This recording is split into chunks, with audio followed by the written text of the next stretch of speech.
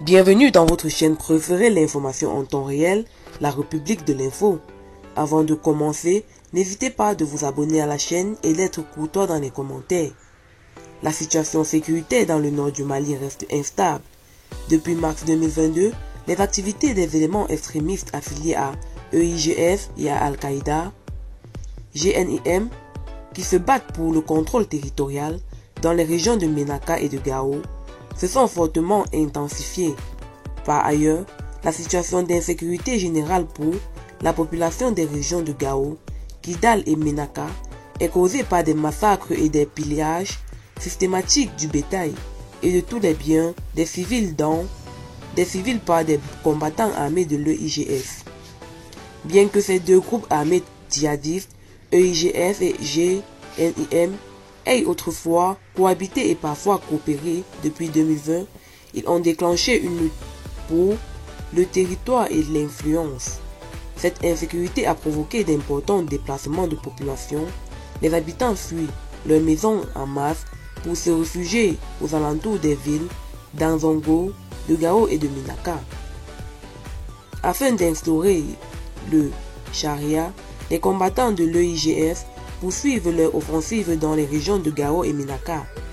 Les principales victimes de ces attaques sont des civils.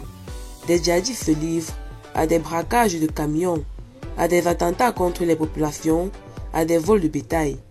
Le 23 octobre, les éléments de l'EIGF ont empêché les véhicules quittant Tefit, la région de Gao, de continuer leur route. Dans sa volonté d'imposer un blocus contre les habitants de cette localité, le 11 octobre, les djihadistes de l'EIGF ont ordonné aux habitants de Tefit de quitter leur village sous 3 jours. En plus de terroriser les civils, l'État islamique affronte également l'armée malienne.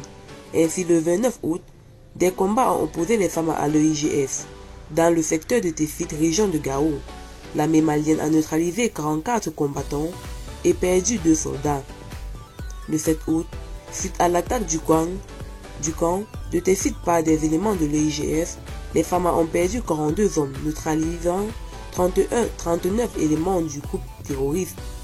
De violents combats opposant les combattants de l'État islamique dans les Grands Sahara et du GNIM qui bénéficient des renforts des combattants de la Katiba Masina. Le 21 octobre, les éléments de l'EIGF ont chassé les combattants du GNIM du secteur d'Intili dans la région de Gao. Le 12 octobre, il a été rapporté que 2 groupes terroristes se préparaient à s'affronter dans les régions de Ménaka et de Tefit.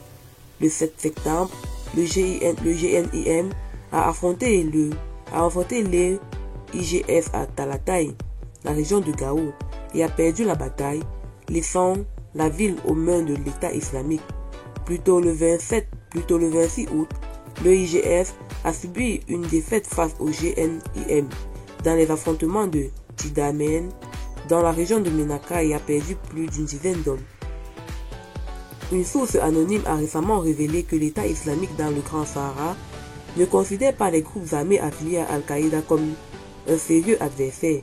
De plus, les commandants sur le terrain de l'EIGF affirment qu'ils vont bientôt éliminer ces groupes d'Al-Qaïda au Mali et prendre leur territoire sous leur contrôle.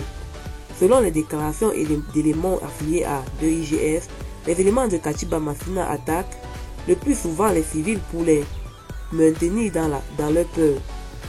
Quant au groupe l'EIGF, les combattants attendent d'établir un contrôle sur les territoires actuellement contrôlés par des groupes affiliés à Al-Qaïda.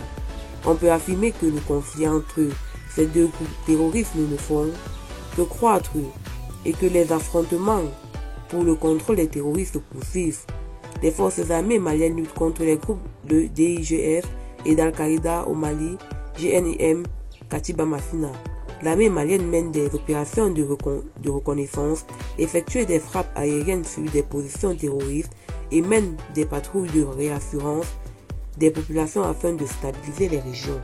Eh bien, c'est tout pour cette note d'information. N'hésitez pas à mettre en commentaire vos impressions et à très bientôt pour une nouvelle note d'information.